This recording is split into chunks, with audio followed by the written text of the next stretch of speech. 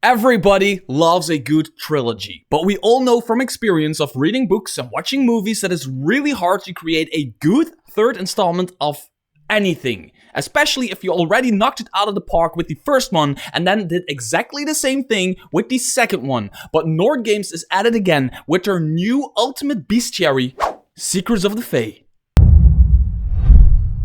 Hi there fellow roleplayers and game monsters, my name is Mr. Tarask and this is still your go-to YouTube channel for anything third-party 5th edition related, and today I'm wearing a hat, and that is because my hairdresser, the person who cuts my hair, is on holiday, and this is what I look like in the morning, and I didn't want to spend any time with my hair, I'm just putting a cap on. Also, shout out to my aggressive inline skate crew, which is this word, type it in on Instagram if you want to see me hit the concrete really hard, but other than that, let's just get to it.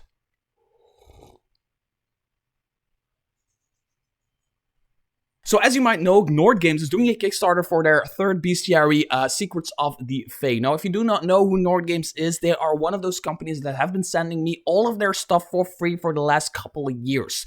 Together with like great companies, they're in my top 5, like together with Cobalt Press, Nord Games, Lore Smith, Jetpack 7, JVC Perry. There's probably other people in my top 5, but my top 5 is probably like 8 people in there.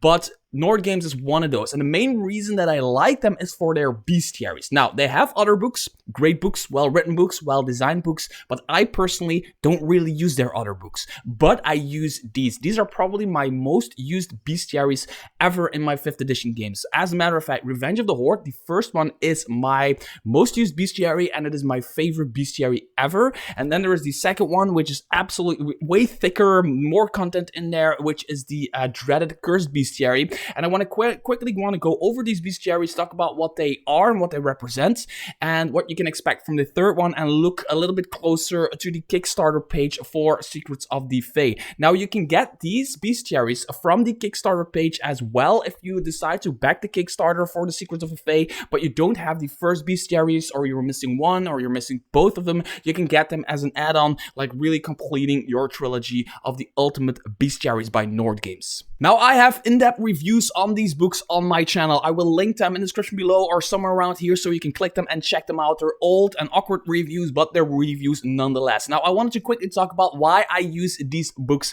a lot, especially Revenge of the Horde. Revenge of the Horde is a not really thick bestiary, but has a lot of great content in it. So what is it? It is basically a bestiary that tackles horde creatures.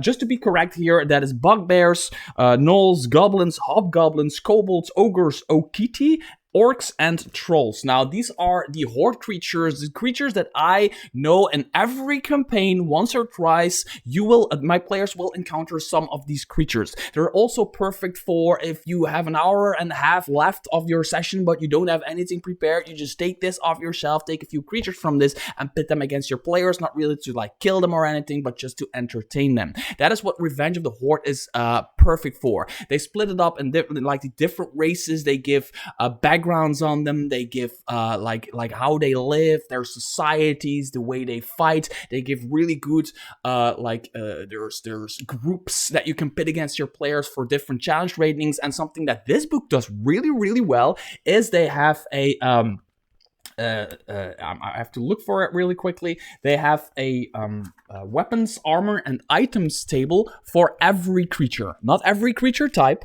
but for every creature, you can roll if I'm not mistaken, a d12 in this case, and you can pick up something from defeating that creature. And that is what this book makes this book really cool for me. As you know from my channel, is I review books for their reusability, and having a book, a monster book that tackles one particular monster type in a broad sense still, but a particular monster type is really handy because it sits on your shelf, and you know that if you're looking for a certain type of creature, you know which book to take and you know where to look. And that's a problem I have with many other bestiaries, although bestiaries like from Cobalt Press and everything, they're great bestiaries filled with incredible monsters.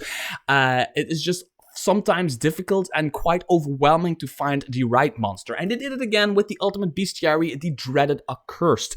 I like this one this one spawned an adventure for my players that I then kickstarted and developed as an adventure, Isle of the Dreaded Accursed, which is an adventure that has creatures from the Dreaded Accursed Bestiary, which is basically, it's the same thing, but with undead. And undead are, in this case, and they're ghosts, ghouls, ghasts, liches, lycanthropes, mongerfolk, mummies, revenants, shadows, skeletons, specters, vampires, wights, will-o-wisps, wraiths, and zombies. Which is really cool.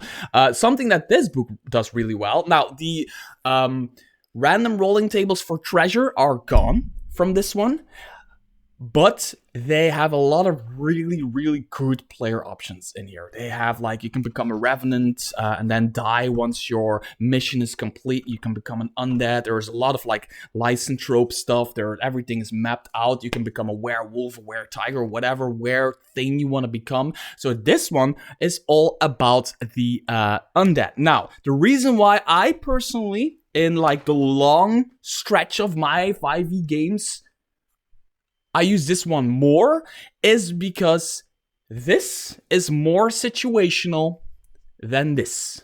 For me, personally. For me, having undead is, it's really, you need to be playing an undead campaign, or at least a stretch of undead adventure of like a few sessions in order to use those undead, really focus on those undead creatures, but then you go back in town, or you go back to wherever you go, and the undead are like, they're taken care of, or they're gone, and you don't really encounter that much undead anymore. But for me, horde creatures like ogres, like trolls, like goblins, like orcs, all of that jazz, it's more scattered around, at least around the world that I play in, so there's more random encounter, more usability and replayability in this one. That does not mean I like the other one less, it's just the usability of the Revenge of the Horde for me is better. And that is exactly why I'm excited about this one, the Ultimate Bestiary Secrets of the Fae for 5th edition. Over 130 new Fae creatures to add to your 5th edition game, intrigue and challenge your party at any level. They were looking for 9,000 euros, they already got 90,000 euros. So they have already gotten a tenfold of what they were looking for, and they still have 23 days to go. Now, it's called Secrets of the Fae, and it is, in general, it is about the Fae. I personally don't use a lot of Fae stuff in my games, especially not like the storylines or like this vague in between the living material world and the shadow dark type stuff, like that threshold in between. But I like the creatures to put against my players, and also, the Secrets of the Fae Bestiary is going to talk about more than Fae.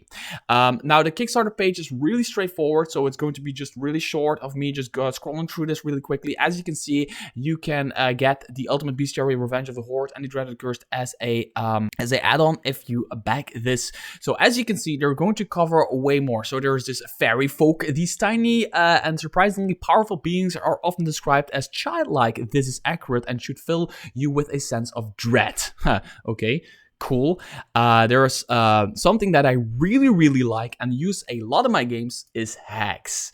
I love hags, and having a book that like covers hags well, instead of just having like 3 stat blocks for hags and just a little bit of text, I really want them to go deep into hags, because I absolutely love scaring the shit out of my players with hags. And every time when I use a hag disguised as something else or whatever, my players fall for it every single damn time. It's like using a double ganger, right? They fall for it every single damn time, and I love it. I love the creepiness of it.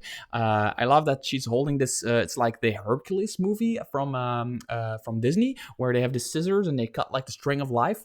So it's basically something like that's going on right here. They're also going to talk about merfolk, something that I use in my games a lot. If there is if my players are on the sea or whatever, I use a lot of merfolk. So having merfolk in a book is really cool. They're going to talk about nymphs, also something that my players fall every single damn time, especially if I have a new group or a group of whatever.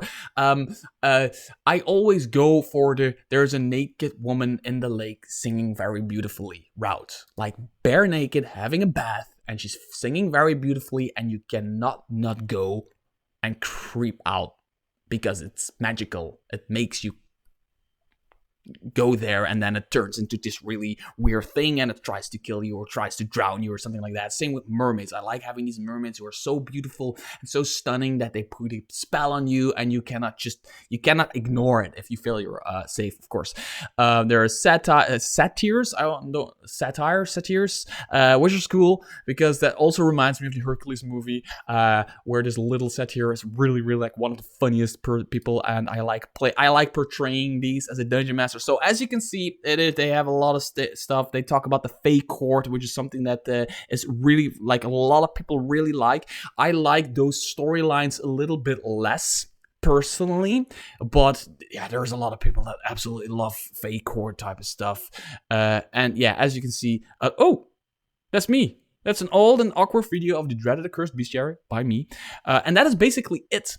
So let's talk about the price point. The price point for the PDF, $25. That's good. Good price point. There is... the Alchemy RPG is also 25. Roll20 is 25. Shard Tabletop is 25. Then there is the hardcover.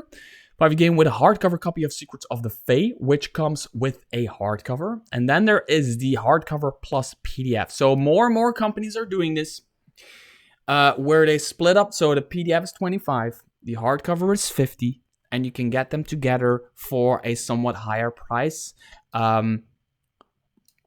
Giving you the PDF at a discount or the way, or both of them at a small discount, depending on the way you look at it. It's something that happens like 2, maybe 3 years ago, and suddenly companies, like one company started doing it, and then all companies started like, hey, yeah, we should sell them separately because they're separate things, and it's not because you get a hardcover, you should just get the other product for free. So 50 for the hardcover, 62 for the hardcover plus PDF. As from a consumer perspective, I still like companies who slap the PDF in there for free. I'm going to be completely honest, and I'm probably going to, for my next Kickstarter, which is going to be an adventure again, which is going to be Hymn of the Dragonflower, I'm probably going to slap it together. That said, I completely understand why they're doing it. But then, the PDF collection, you can get all 3 of them for 75, which is 25 a piece, which is good. You can get all of this hardcover collection. Oh, the hardcover collection comes with the PDF. Receive all 3 Ultimate Bestiary hardcovers. Plus, receive a PDF version of each book for free, which is 75 value, which is true. 75 value right here. For 150. So you're basically that's a good deal. That is a good deal. You're basically paying $150 for 3 amazing bestiaries and their respective PDFs, which is absolutely, this is a really good deal. I know $150 is a lot of money, which in euros is about 138, but that changes like every day. It could be like 140 or 130, like in a matter of an hour. But yeah, I think this is the deal you should go for if you'd ever go for backing this, if you're interested in this, if you don't have the other PDFs. The other bestiaries. This is really, really, really cool. And other than that, that's basically it. We have 2 really good bestiaries, and we know what to expect from the 3rd bestiary, the Secrets of the Fae. So if you're interested in this, make sure to click the link in the description below. If you're not, skip it. And until next video, bye-bye.